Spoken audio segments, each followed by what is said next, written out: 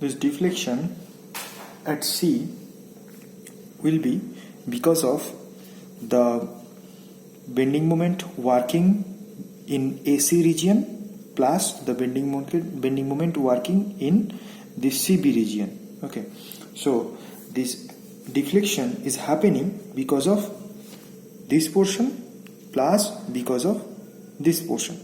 Okay, so this is called the method of superposition. If we discuss it more simply, then it can be described as this. Suppose there is a cantilever AB.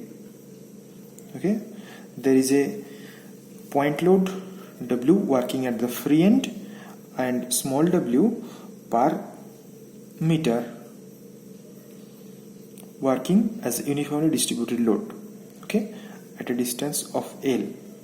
Now the deflection or the slope at B can be written as the summation of the effect of this load separately.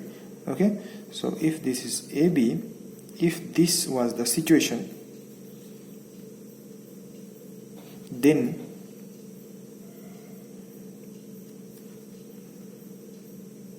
say it was B double dash, the deflection is BB double dash. So delta 1 is B double dash. Okay, and for this case separately for same length and same load, this is also L, this is also L. So it becomes this, say BB triple dot. Okay, delta 2 is equal to B triple dot, and here in this case this is say B dot. So this effect here delta is B dot. So in this case the method of superposition says delta will be equal to delta 1 plus delta 2, or this BB dash will be equal to BB double dash plus BB triple dash. So that means there are two loads.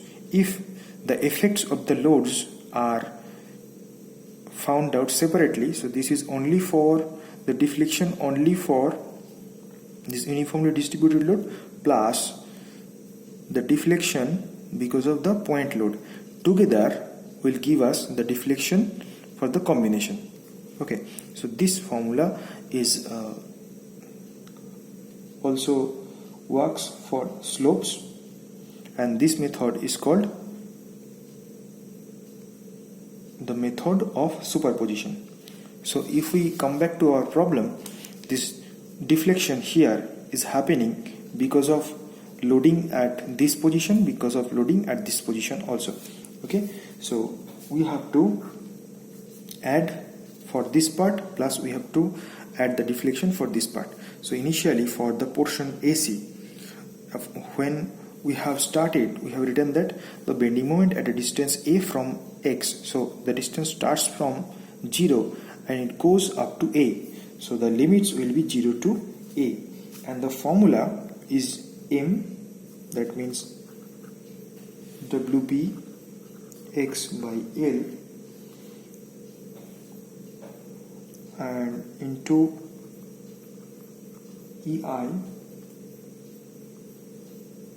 into this del M del X Bx by L into dx, plus similarly this X is taken in BC portion, X is taken measured from B, so it starts at 0 and limit will be up to B, so from 0 to B. Okay, WA into X just like this by EIL into AX by L dx. So if we calculate, then finally we will get W A square B square by 3EIL. Okay, so this is the expression